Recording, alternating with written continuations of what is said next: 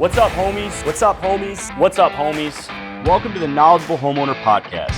We pick the brains of industry pros to unlock the trade secrets of homeownership. Our mission is simple: to turn everyday people into knowledgeable homeowners.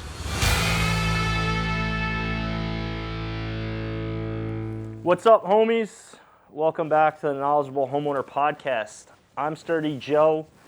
And here with me today, I had to call in the big guns, Dom, the Long Island mold guy, because it looks like the barn has tested positive for mold. From what I've discovered, absolutely. Yeah. I see some strange things going on in here. And we take safety very seriously in the Knowledgeable Homeowner Podcast. So when you have a podcast studio infected with mold, before we can do the cleanup, we got to take safety seriously. So we decided we're going to go full Tyvek suits, masks. But unfortunately, I can't hear Dom, so we'll go no masks. We'll do no masks.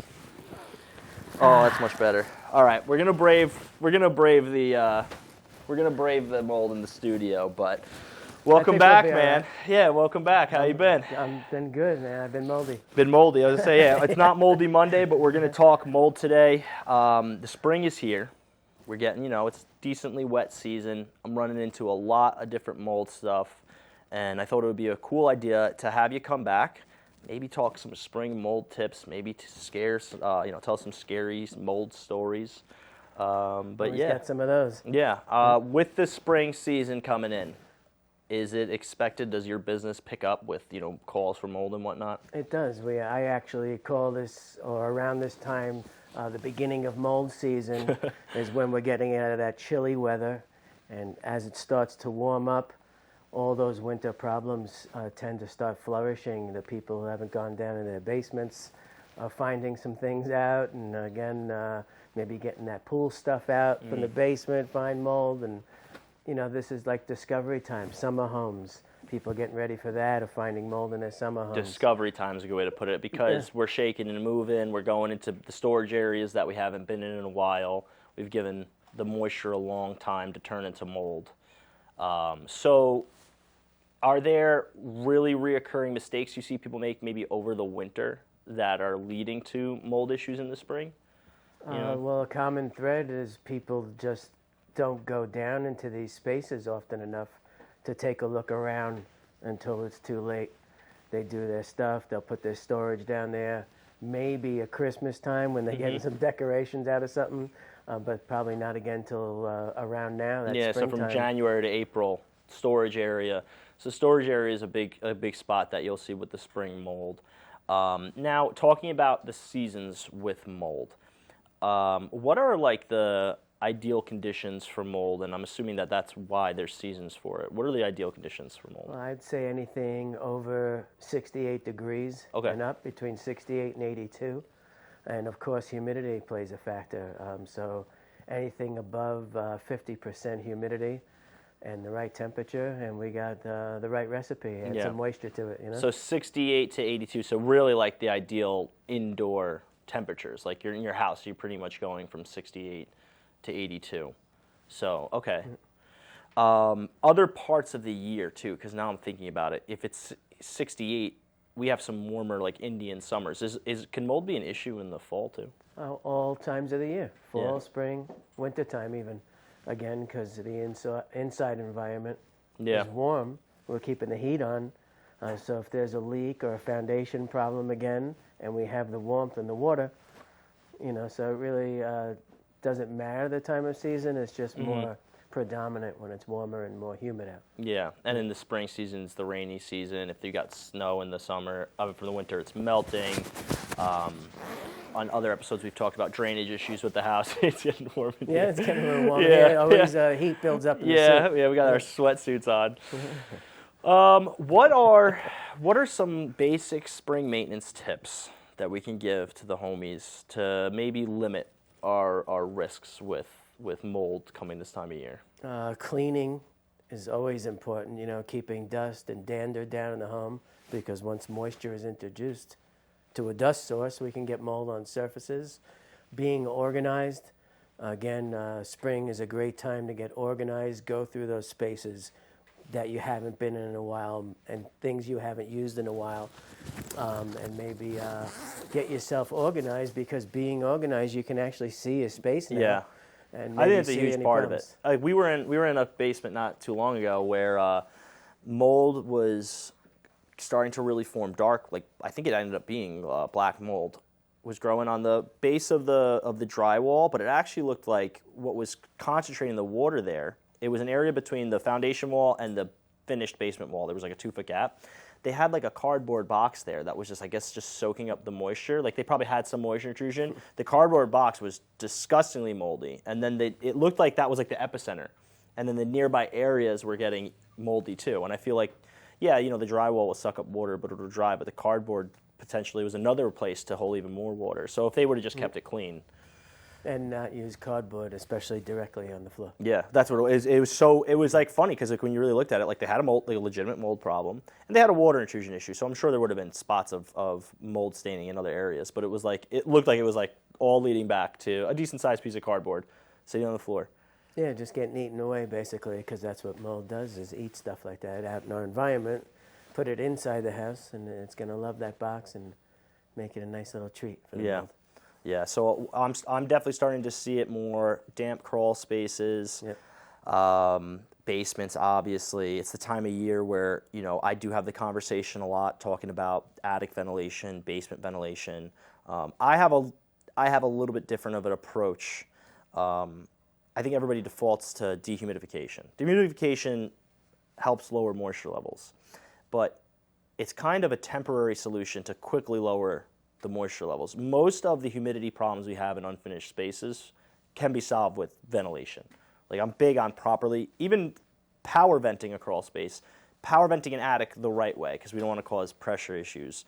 But for me, like this time of year, obviously mold comes up a conversation because people are thinking about it, but I end up having the ventilation conversation more on my end, because even if there isn't mold now, I know if they have a ventilation issue, they're going to have mold issues, right? So from my perspective is like, for a spring tip, look into the ventilation of those unfinished areas, your basements, your crawl spaces.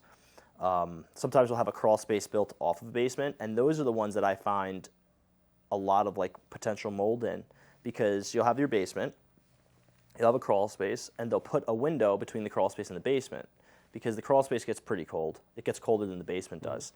They'll seal up the vents in the crawl space. They'll close off the vent between the basement and the crawl. Now we've just made a tub of damp air in that crawl space. It's supposed to be vented, and you closed it off. And I'm like, I know it stinks, but like at the minimum, just open up that window between the two spaces. Because your basement, you're going in and out of it. There's air moving, especially if it's not super finished. It'll allow the air to move. But that's what I see a lot. And like I said, most of my conversations are kind of preventative. Yeah, and if you're going to take that risk of closing it off for whatever reason it is, you better put something in there to replicate the right environment, because closing it off. And even in that situation, the dehumidifier is better than nothing, because it's gonna listen. Dehumidifier is great; it lowers the humidity. If there's a free way to also lower the humidity and levels. it's wonderful if the weather's nice too. You can let that nice fresh air flow through. Yeah. Nothing wrong with that. Are you having any like recent, it doesn't even have to necessarily be spring, but like any crazy stories, anything going on in the mold world? Like, well, something you're bringing up with damp crawl spaces. I was at a job recently not far from here. I was called in for an estimate. They're rebuilding the home for their client. But the issue I saw is the crawl space it was a sand surface, and it was like the beach. It was so wet. Everything was moldy. All the joist work down there. But these contractors were putting all brand new material on top of all these moldy joists over this wet crawl space. And I said, by the time you have this build done, there's going to be mold all over that new material too, because you did nothing to get this crawl space dry. You're putting that fresh material, giving it on more moldy food. Stuff. You have to get the mold off all that affected material before you can put new material on it. And it's just a perfect situation for more mold. The wet crawl space, now you're putting this fresh material on moldy material, and all will become one at some point. I think that's an issue that we have with building, is we do blindly trust the general contractor to understand every aspect of how a home works, and they could be a new home builder or a really, really fancy remodeler, and there's niche things that they're not experts on. Right. You know, and that's where I see it a lot with certain types of wood destroying insects too. You have this wood destroying insect called a powder post beetle. Powder post beetle does more damage to floor systems than termites and carpenter ants in our area. Loves damp wood, and the thing with a powder post beetle is when you have termites or carpenter ants, you kind of see it on the surface. Termites, you'll see mud tubes. Carpenter ants, it'll hollow out all the wood. They leave their mark. But the powder post beetle, it looks like somebody took like a very small drill bit and drilled little holes in the wood. And when you look at it, the surface of it's still smooth. You just have these little holes. It's a small beetle? It's a small beetle, and the queen lays their egg in the wood. The larvae hatch, and they eat the wood, and then they come out. And that's how, it's like, you know, like some bugs lay them in other bugs, they lay it in wood. If you poke those pieces of wood, like I said, it'll look perfect. It'll just have dots all over it. You poke it, the whole thing is hollow. And what happens is when contractors see, like I said, once I've seen situations where the framer obviously saw damaged lumber, and they sistered up lumber, the same species, right next to it. Instead of actually taking away the bad stuff. Instead of taking away the bad stuff. And now with termites, if you leave the damaged wood, but you do termite treatment, it could work. I still think they call it mechanical replacement. When you remove the damaged lumber, I think that's the best case situation. Of course. But termites, you're less at risk because you can do treatment, you can do bait stations, you can draw them away. Because I'm pretty sure, I'm not the exterminator, but I'm pretty sure termites in the winter go back into the ground. Carpenter ants can live in your wall if there's a water source, but termites will go back in the ground. So they will leave your home. So then next spring, if we have the bait stations, they'll just go back to the bait stations. Powder post beetles, the queen will leave and come back. And if she tastes the same wood, or if the babies taste the same wood that they were born in, they will also lay their eggs. It may even leave a scent too. So they get it all back there again. I've gone into $1 million homes, and I can see it. Darker brown wood, rotted out, obviously powder post beetles to me. New wood next to it, maybe 5, 6 years old, powder post beetles. And I know that repair was done because of the first thing, but they never removed it. They just built next to it. And and this was one situation where buyer got hundreds of thousands off because it was a multi-million-dollar home. The seller was pretty upset because in their mind, they spent tons of money paying for a replacement because they knew that there was some kind of damage. But because an experienced exterminator at least, never laid their eyes on it, they were back at square one after spending all the money. Right. It's insane. But we blindly trust our contractors instead of having a professional come look at it. So in that situation, were you called in by the homeowner or by the contractor? Like, how did you? Contractor. Okay, cool. So the contractor saw situation, was like, I want to have a professional look at this. Correct. Nice. I don't think he liked what I had to say though. Yeah. It is what it is. Yeah. All right. So we definitely don't want to place new unmoldy wood next to old moldy wood. Right, and 100%. I worry about that a lot of times. I see a lot of investors and house flippers. I watch their videos online. I see the condition of some of these homes. There's mold there, and I often wonder, like, they pull it away. I know they're demoing, but are they cleaning what's going on underneath? Or are they just putting new sheetrock? So yes, I always, I'm not pointing fingers at anybody. I see it all the time. Yes. If My you're favorite building, thing is these guys they'll post stories of them renovating their gut house. And I'm like, you're not gutting it because I see half the walls are still pink. And if you have half the walls open and you're doing a certain level of work, you're not just going to start demoing the other. Like, your demo day is done. So they're leaving a lot of these walls up. And obviously, if the house isn't trashed, like, whatever.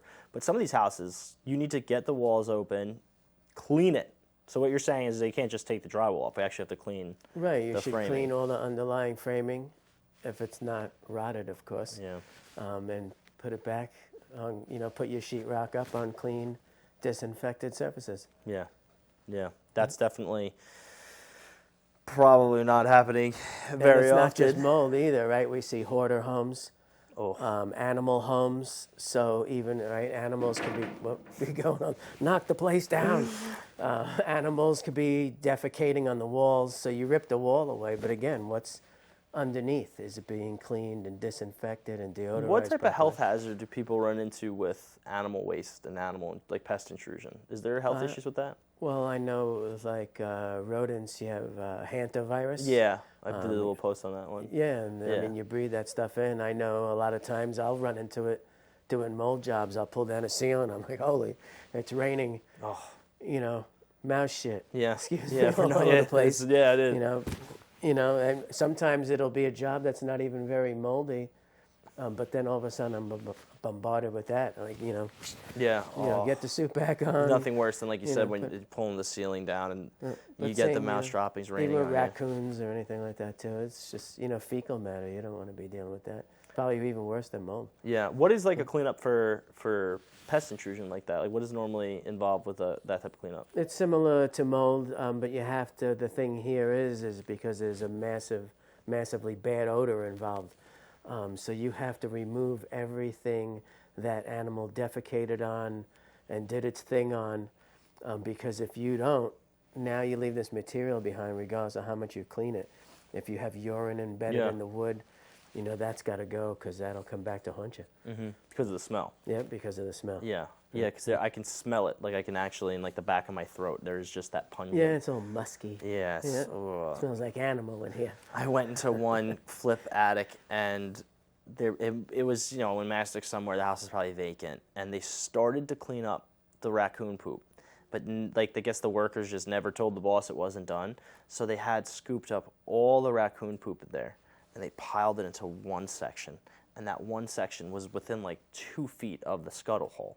So you know how it is with an attic. You pop should I have a process of maybe checking before I get in there? Nobody's doing that. Mm-hmm. I take the hatch off and I pop my head up like a gopher and I look around and it just hit me as soon as I put my head up. Especially in the attic. It's so damn hot up there. Oh, and it was like I did one of these and it was so close, and it was like a TV show, like the pile with the steam coming off and it flies around it, and it was just a pile of a decade's worth of raccoon poop. You should get in the habit of doing some type of wild man call before Yeah. you go out there.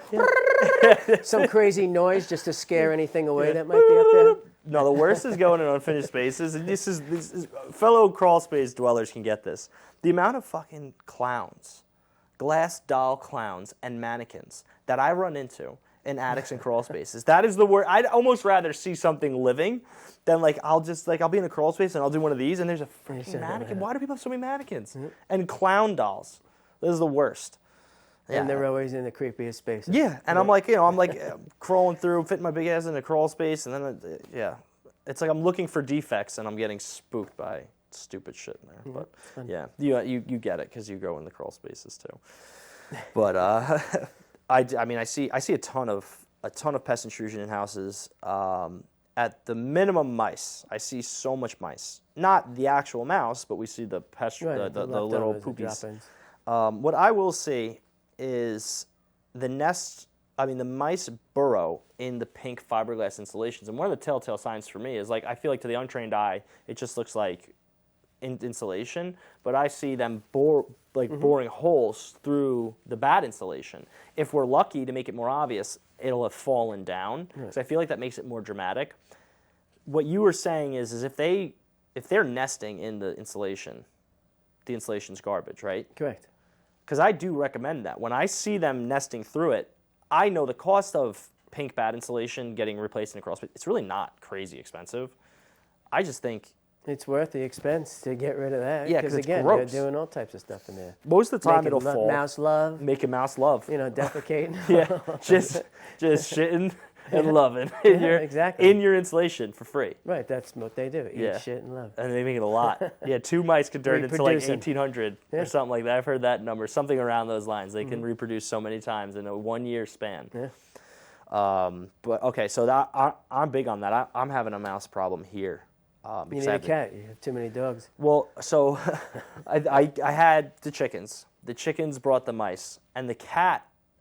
Actually, my in-laws down the block started feeding the freaking neighborhood cats. So they destroy my garbage, but the cat definitely has stopped the mice out back. I could tell when the mice were in the chicken coop because you would go to step in the mud in the chicken coop and it would collapse because they built so many burrows and stuff, so many tunnels.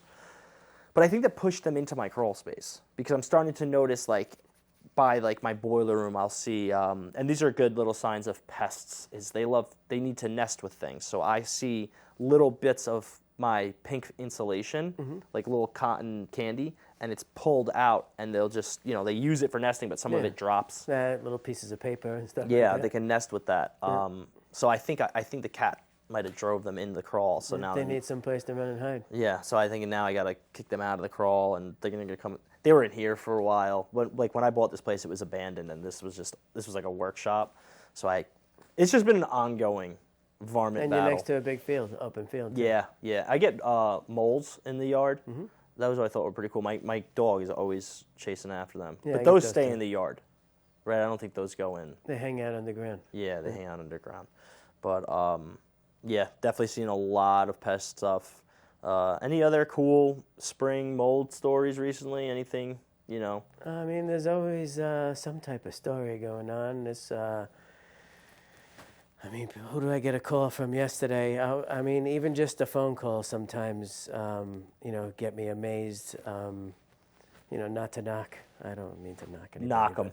I'm not gonna. You get a call from somebody that's extremely concerned about their children. Yeah. Mold in the home. Yeah. My child is sick. They tested positive I know. for this and that. Well, it's going to be $400 for the mold inspection. Well, let me get back to you. Yeah, no, I'm it's like, what do you want? Yeah, I just threw a price on it. I guess your child's health isn't that important. I know, it's so funny. I just don't know what people want. It's like you got to charge for it, and it's not just like you're coming knocking on the door and giving them an estimate. Like the mold inspection is a process. Like there's cost for you involved. And the way I do it, I know a lot of other inspectors, go in, do some testing, maybe take a quick look around. But I kind of do the opposite, whereas I'll do a full Q&A with the homeowner and then search the entire home from top to bottom. Even if they say it's just in my basement, I'm checking the whole place out. Yeah. And then once we've looked, then we'll decide on what type of test, if any, that they may need at that time. But again, it always shocks me that they're calling about this health concern, especially with children, and then the minute the money is brought up, it's I not think people are always important trying to look for like a boogeyman with stuff. And obviously mold-sensitive people are going to deal with mold problems, no doubt about that. But I think if the conversation stops at spending a little bit of money to find out more, because I've had people call me all the time for it, and then I just, I pass it to the mold inspector. And I haven't gotten any calls. No, Joe because I have Jimbo. Jimbo does the mold inspections, but they will. They'll either be, all right, I'll get back to you, and then some people are like, yeah, no problem. Yep. Did you post recently something about a spouse? Tell the spouse. Yeah. Was there a story to that? Up. I just get it all the time where one spouse will call up and go through the motions and say they need the mold inspection, but then the call ends with, I have to ask my husband or my significant other. So my post was saying, why not bring it up before the call, and then the both of you can call together. So this way there's no middleman. I can answer all your questions at once, and you don't have to end the call with having to talk to someone else. Yeah. Because now you're both here, and you can make the decision and answer the questions together. I think I've gotten a couple calls like that, and I laugh because I know the conversation. Like one for me was I got a call from the wife, and they wanted to book the inspection, and it was like normal. I typically only hear from one party, and then the husband reached out and was like, "Hey, this is Jenny's husband. We're gonna cancel." And I didn't even know the situation, so I'm like, maybe he had a friend do the home inspection, whatever. A couple weeks later, got a call back again from the wife, asking for the home inspection again. I'm sorry. I talked to my husband about it. We're going to do the inspection. It turns out they were buying his family house in Queens somewhere. He didn't want to upset his family by getting it inspected. But she was worried about the tons of issues that were going on in the house. Of course, doing the inspection, I did get to do the inspection. It was a disaster. I mean, this house had health issues, money issues, structure, everything. And at the end, the husband was glad that he got it. But even, I think actually me and Chris went there one time, and we had to go there twice because they didn't unlock the door the first time because it was just such a pain in the butt. Where it was like, so I can see the situation. It's like the one spouse really wants something. They're afraid to bring it up with the other one. Yeah. So they call you first, though. before they figure out their marriage I'm the issue. mediator, and sometimes I'll even get in the middle of arguments. Yeah. Sometime because one person's into it where the other person isn't. Again, I was in a client's house a few weeks ago. They have a tenant saying there's mold. The landlord says there isn't. They asked me to come over just to strictly consult with me and get my opinion. I wasn't there for anything more. And I was only in the house a couple of minutes, and they started arguing. Landlord-tenant. Landlord-tenant, and I said, let's play. They started arguing something outside of the mold problem. Oh, man. And I said, well, let's get through this problem first, and then you guys can yeah, you can argue later. After I Yeah. leave. But I've gotten a few calls in my career for settling tenant landlord issues, and I'll never do one ever again. I typically would pass them off, but specifically this one time, I was busy and I could have passed it off, but there was something about I was getting a lot of jobs. And I was like, yeah, you know what, whatever. I'll go over there and I'll take a look because the tenant was crying about there was something wrong in the attic. She heard animals and there was dust coming down, and it turns out that the long story short is that the lady was actually crazy. She was seeing things. I go into the house. She makes me park around the corner. She ushers me upstairs. The landlord lived in the basement, the first floor of the Cape. She was upstairs. And so she rushed me inside, and I was like, oh, this is going to get really weird. She was an older lady, and she was like, I sit in this chair in the corner, and I see slime coming down the walls every night. And I'm like, oh, this lady's doing something to see slime. And she was like, I just need to go look in the attic, please. So I was like, I popped my head in the attic. There was nothing going in the attic. And I was like, I need to go. You're clear. Everything's fine. Don't worry about paying me. She put herself in front of the door, and she was like, I just need you to take pictures up there, blah, blah, blah. The lady was fully crazy. And then I ran out of there, sprinted out of there. I ripped up the check. I didn't cash the check. And a few weeks later, I got a call from the landlord. And they were like, is there anything going on up there? Because I know that lady's crazy. And I was like, no, lady's purely crazy. Nothing's wrong. Everything was fine. So that was the last landlord-tenant dispute that I got into. She might have been having nightmares at night or something. I think she was a horror movie, slime coming down. She was tripping. She was losing it. The whole situation, it put knots in my stomach because I was like, that lady was definitely trying to kill me and eat me or something. Yeah, blocking the door on you. Yeah, so I'll never get involved. But I feel like with mold, that's probably a pretty reoccurring situation. The tenant feels like there's mold. Landlord says there isn't. Yep. Yeah, well, because typically I hate to point again at landlords, but most of them don't want to spend the money to take care of the issue because it can turn into a big expense. If the tenant can't be there, for instance, so now the landlord has to put the tenant up somewhere, hotel, Airbnb, until the remediation's done. So unfortunately, depending on the job and the severity, it could become quite the expense. Yeah. However, if this is a paying tenant and this is an investment, have some rights, and this is why you got into all this in the first place, why not protect the investment, fix the problem correctly? Yeah. I have a disclosure in my reports if I can tell that it was a rental property at some point. I have just a general statement prior rental property, and that, typically those repairs are going to be either DIY, non-licensed, tradesperson doing the work, and they're probably going to be done as cheaply as possible. So that will lead to mold issues 100%. Yeah. Unless you have a health-conscious homeowner, that's the landlord, and that will take care of these problems the minute they come up. But of course, we have to rely on the tenant too. Some of them won't say nothing right away until the frickin' thing is destroyed. I'll have a leak under the sink. Now the sink's destroyed.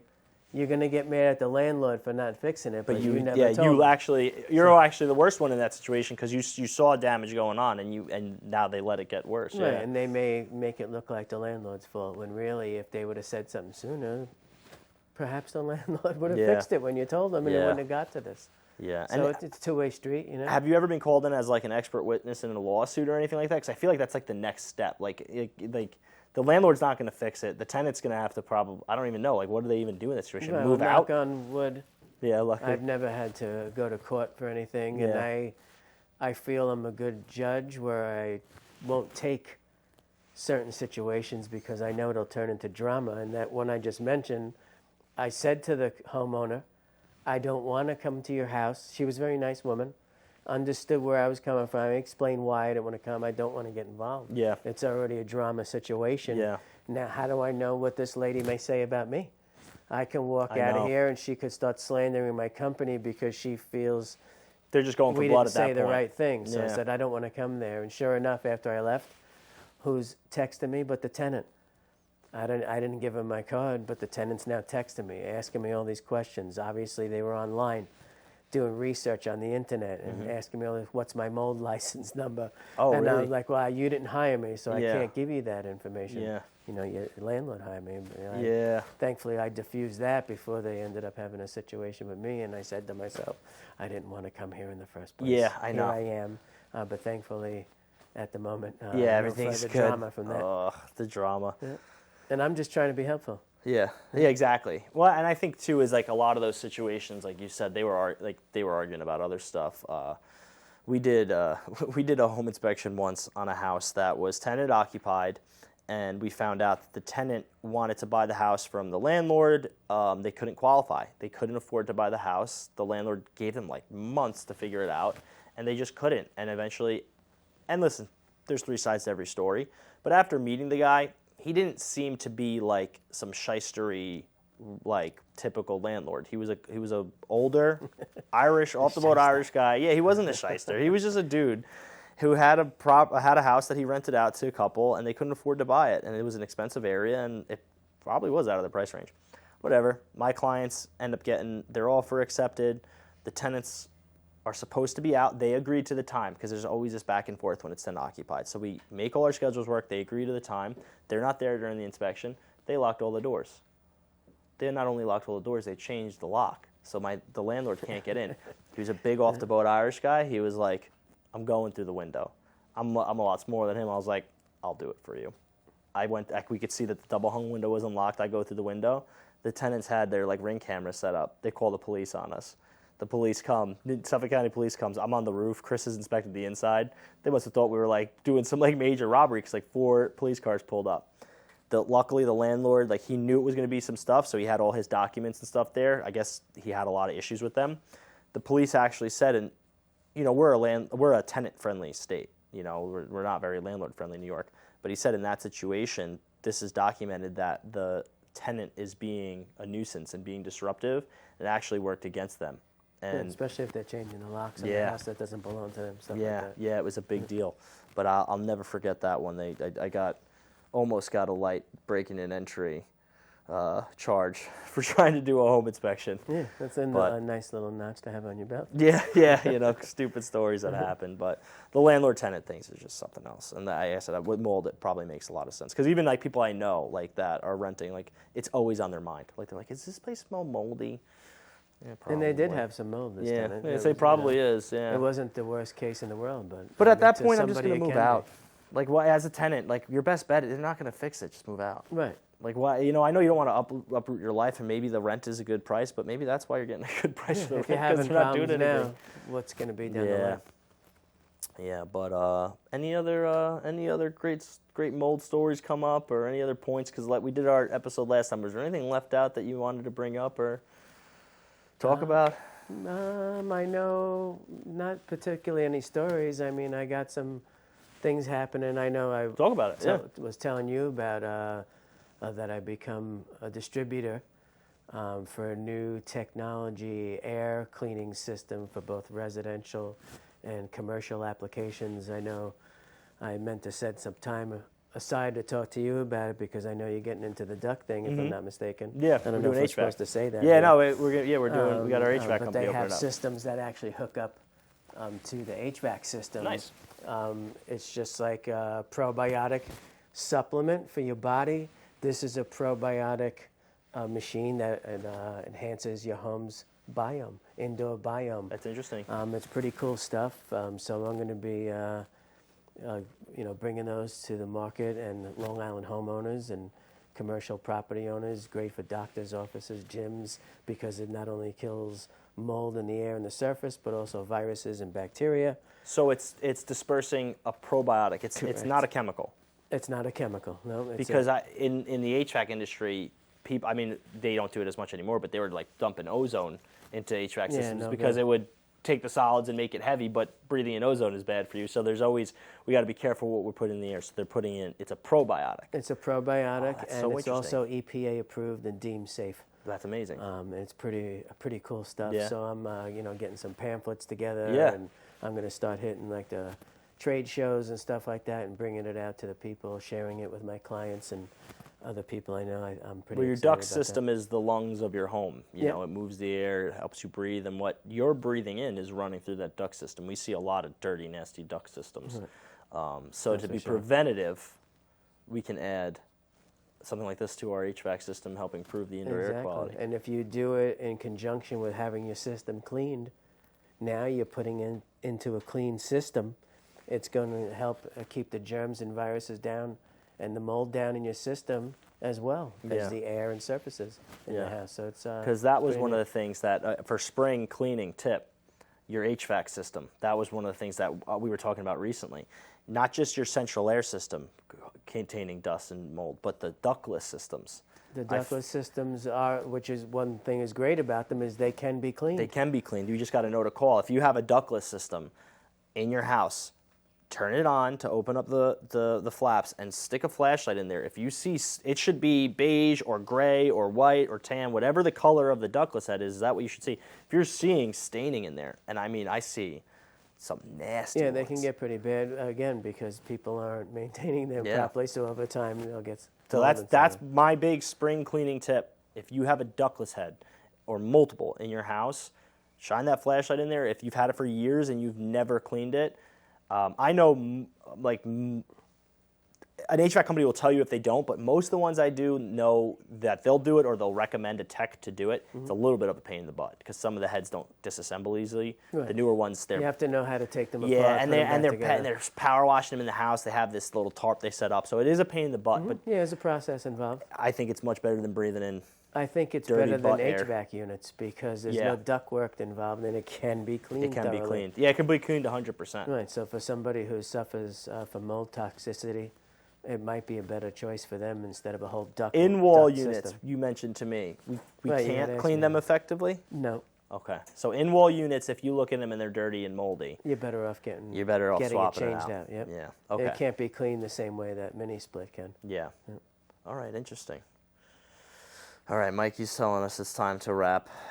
Like I said, anything you want? We have to look out for the new indoor air quality stuff. So maybe when you get that going, we can do something on that because I'm really interested to learn more about that. We can get together and talk about that. In the next couple of weeks, I'm going to be doing a giveaway. Nice. For a free home mold inspection, not the kind of free inspection Yeah, a general a sales- restoration contractor yeah, sales wants to get in estimate. your house for. This is a real one. several $100 value where I'm going to come in the house and check the entire home for the homeowner. All right, cool. And do some testing as well and give them a whole free mold report. So that's going to be a giveaway on Instagram. Awesome. And I also am releasing a new service option.